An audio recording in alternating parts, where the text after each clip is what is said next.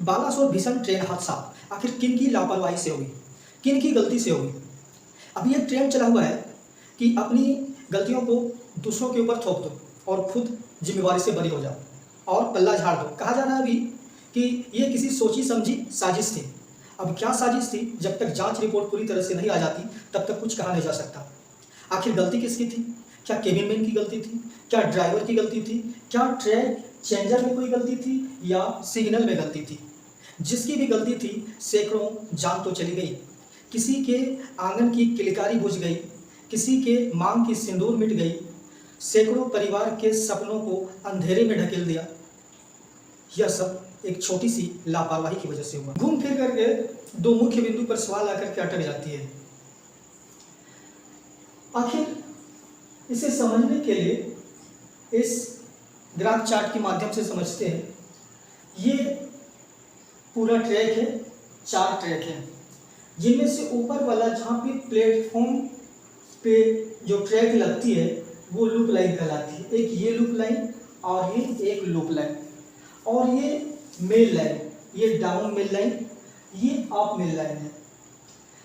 यहाँ पे मालगाड़ी खड़ी थी, लूप लाइन पे मालगाड़ी खड़ी थी और डाउन मेल लाइन पे यशवंतपुर एक्सप्रेस गुजर रही थी, और ये यहाँ पे अप मेल लाइन पे सिग्नल ग्रीन थी।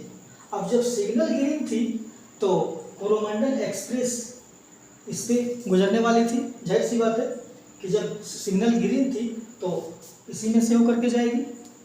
लेकिन जब सिग्नल ग्रीन थी तो फिर ये जो ट्रैक चेंजर है ये चेंजर हटाया नहीं गया।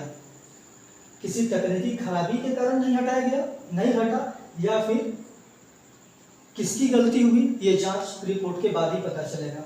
क्योंकि जब सिग्नल हरी होती है तो ये ट्रैक चेंजर को हटा दिया जाता है और इस लाइन को पूरी तरह से छोड़ देती है। यहाँ पे लगभग 3 इंच का गैप हो जाता है और ये ट्रैक बिल्कुल अलग हो जाता है और गाड़ियाँ इधर से आकर निकल जाती है।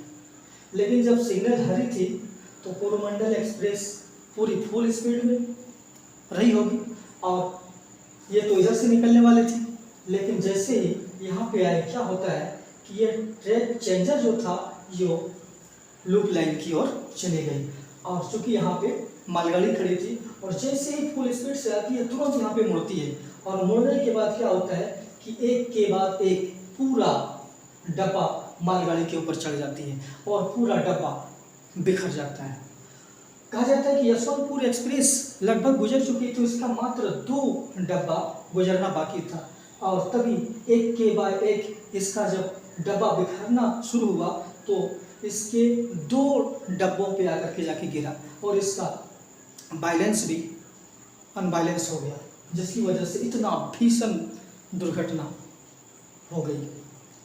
कहा जाता है कि तीनों जो गाड़ियां हैं, यशवंतपुर एक्सप्रेस, कोरोमंडल एक्सप्रेस और मालगाड़ी, तीनों के ड्राइवर, इनके जो होते हैं सहायक पायलट, लोको पायलट, ये सुरक्षित हैं, मामूली चोटिल हैं और यह हॉस्पिटल में अभी इलाजरत हैं।